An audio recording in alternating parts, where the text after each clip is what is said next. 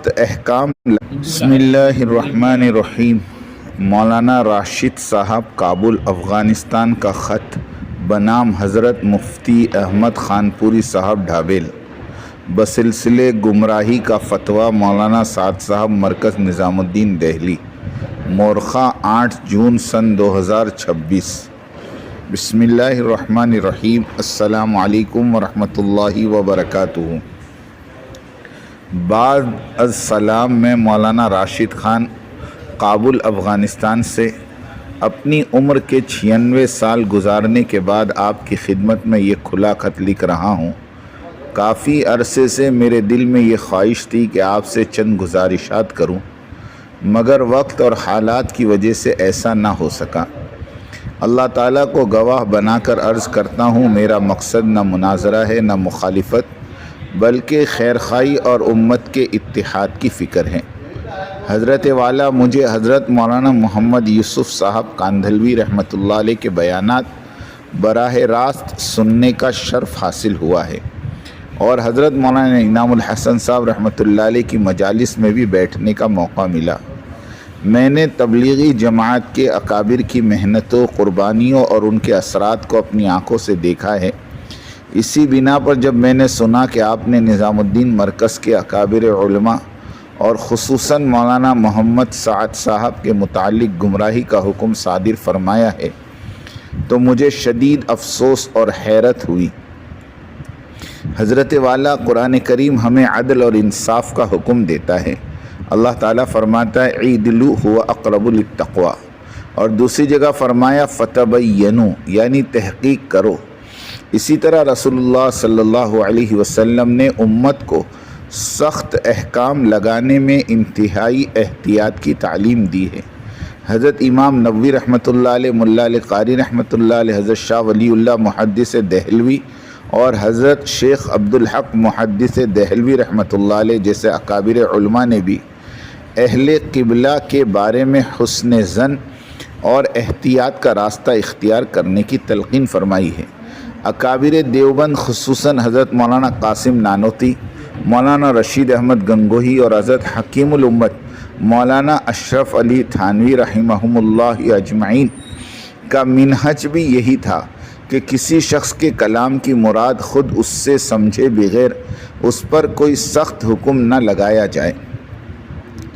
حضرت مفتی صاحب، میں پوری ذمہ داری کے ساتھ عرض کرتا ہوں کہ اگر آپ کو حضرت مولانا محمد الیاس رحمہ اللہ اور حضرت مولانا محمد یوسف صاحب رحمہ اللہ کے بیانات براہ راست سننے کا موقع ملا ہوتا تو شاید آج جن باتوں کی بنیاد پر مولانا محمد سعد صاحب پر اعتراض کیا جا رہا ہے، انہی باتوں کی وجہ سے آپ کو اپنے اکابر پر بھی اشکال کرنا پڑتا، کیونکہ مولانا محمد سعد صاحب اپنی دعوتی فکر اور بیانات میں اسی سلسلے فکر کو آگے بڑھا رہے ہیں جو حضرت مولانا محمد الیاس صاحب رحمہ اللہ، حضرت مولانا محمد یوسف صاحب رحمہ اللہ اور حضرت مولانا انعام الحسن صاحب رحمہ اللہ سے چلا آ رہا ہے۔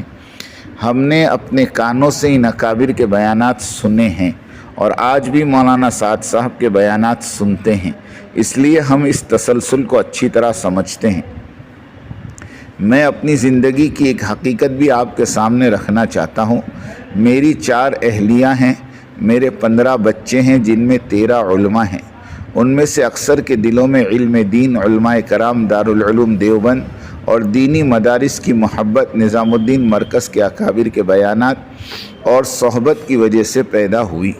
آج میرے 20 سے زائد پوتے علماء ہیں یا علم دین سے وابستہ ہے، اور ان میں سے بہت سے مولانا محمد سعد صاحب کے بیانات سنتے ہیں اور دنیا بھر میں دین کی دعوت پہنچانے کی کوشش کرتے ہیں۔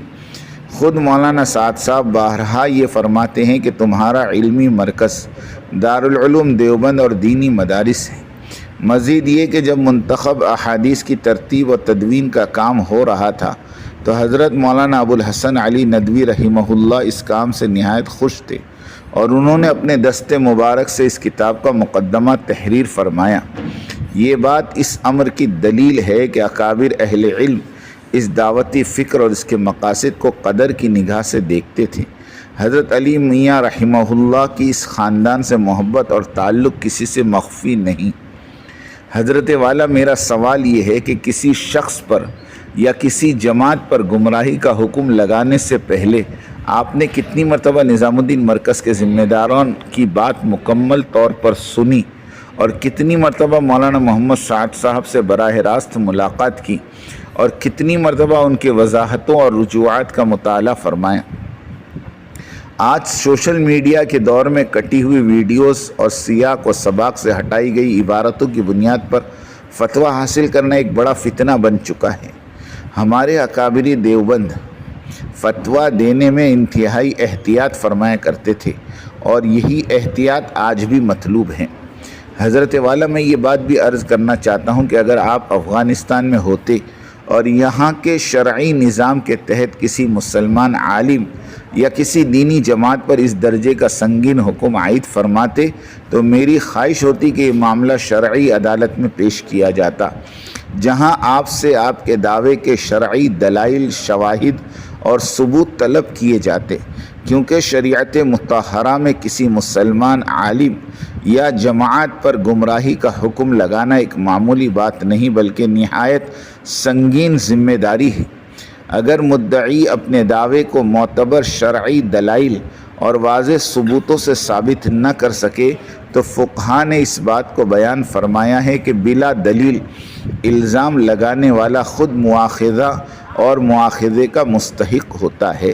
میرا مقصد ہرگز گستاخی نہیں بلکہ یہ عرض کرنا ہے کہ جس معیار تحقیق اور ثبوت کا مطالبہ دوسروں سے کیا جاتا ہے وہی معیار فتویٰ دینے والے کے لیے بھی ضروری ہے، کیونکہ اللہ تعالیٰ کے حضور ہر شخص کو اپنے قول، فتویٰ اور فیصلے کا جواب دینا ہوگا۔